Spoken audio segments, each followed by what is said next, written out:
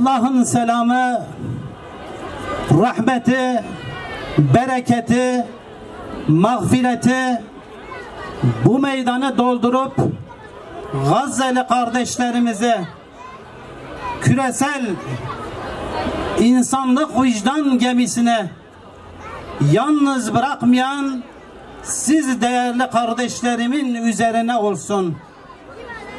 Ve yine Allah'ın selamı Sumut gemisinde bulunup şu anda vahşi İsrail'in zindanlarında bulunan kardeşlerimizin üzerine olsun.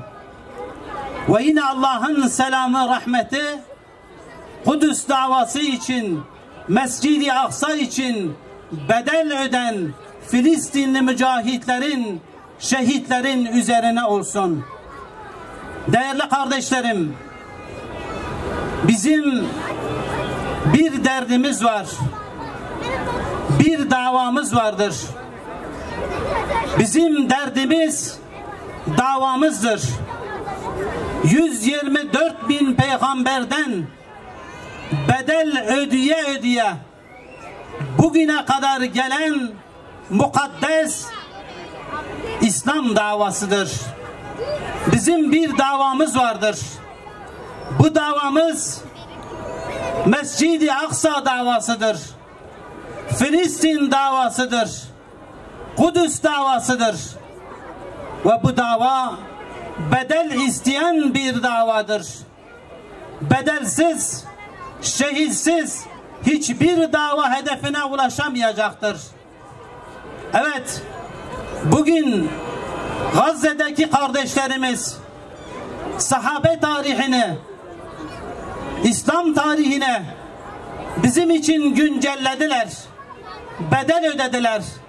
Artık bu saatten sonra sahabelerden bahsettiğimiz zaman, onların ödediği bedelden bahsettiğimiz zaman Filistinli kardeşlerimizden de örnek getirmemiz lazım. 2010 yıllarında Gazze'de 20 yıldır süren ablukayı kırmak için Mavi Marmara gemimizle denizlere açılmıştık. 10 tane de şehidimiz oldu. Allah onlara rahmet eylesin. Bugün 40'ın üzerinde gemiyle, filoyla yollara çıkmış olduk. Şimdi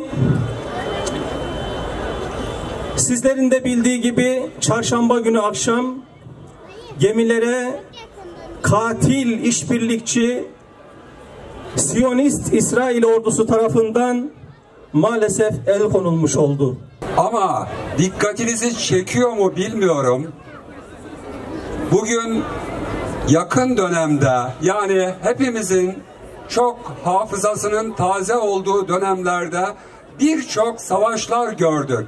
Afrika'da, Kongo'da, Sudan'da, ne bileyim işte Ruanda'da, Afganistan'da, Suriye'de, hala işte Rusya ve Ukrayna arasında bu savaşlar devam ediyor. Ama hiçbir savaş şu an Gazze'de yaşanan savaş kadar yeryüzündeki insanların vicdanında bir merkez, bir karşılık bulmadı. Körpecanlar vurduran duy duy dünya, duy duy dünya, duy duy dünya. Gazze yanıyor, gör kör dünya. Gazze yanıyor, duy duy dünya. Gazze yanıyor, gör kör dünya.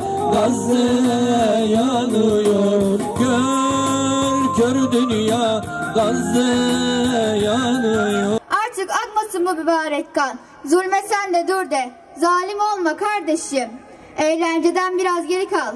Ölüm nedir sen bilir misin? Lehine işlemez onu bilesin. Üzüntüye çok kapılma. Yarı yolda kalırsın sonra. Olumlu düşün, olumlu ol.